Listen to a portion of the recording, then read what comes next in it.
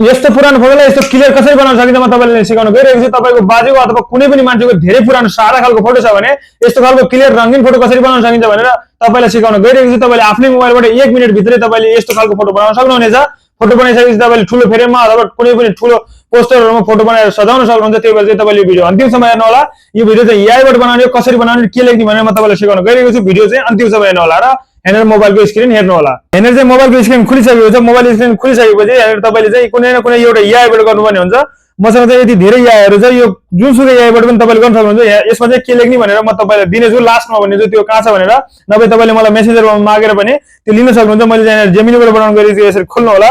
यसरी खोलिसकेपछि तपाईले हेरेर क्रिएट इमेज लेखेको छ यसमा क्लिक गर्नु होला। यसमा क्लिक गरिसकेपछि हेरेर तपाईले प्लस लेखेको छ यसमा क्लिक गर्नु होला। यसमा क्लिक गरिसकेपछि हेरेर ग्यालरीमा क्लिक गर्नु होला र हेरेर एउटा फोटो लिनु होला। तपाईले मधुर खालको फोटो लिनु होला र हेरेर त्यो मैले दिने कुराले तपाईले पेस्ट गरिदिनु होला। मैले यो चीज लेखेर तपाईलाई रेडी गरेर दिनेछु।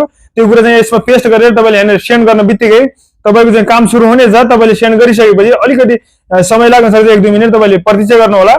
प्रतीक्षा गरिसकेपछि तपाईले 1-2 मिनेट भित्र यो रिजल्ट पाउनु हुनेछ। हेर्नु यस्तो खालको फोटो आइसकेको छ। कति मधुर फोटो यस्तो फोटोबाट यस्तो फोटो बनिसकेको छ। हेर्नु चाहिँ तपाईले चाहिँ यो कुरा लेखेको कुराले चाहिँ मैले कमेन्ट बक्समा राखिदिन्छु। कमेन्टमा गएर मिठो कमेन्ट गर्नुहोस् र त्यसलाई कपी गरेर तपाईले पनि यसरी बनाउन सक्नुहुन्छ। यसलाई डाउनलोड गर्नको लागि तपाईले हेरेर तल सेभमा क्लिक गर्नुभयो भने डाउनलोड हुनेछ। डाउनलोड गरिसकेपछि तपाईले चाहिँ ग्यालरीमा गएर यसलाई क्रप गरेर हेरेर चाहिँ यो एआई को लोगो छ तल यो लोगोलाई चाहिँ हटाउन सक्नुहुन्छ। यसलाई हटाउनु होला र हटाइसकेपछि तपाईले चाहिँ कुनै पनि पोस्टर ठूलो डिजाइनहरु तपाईले गर्न सक्नुहुनेछ।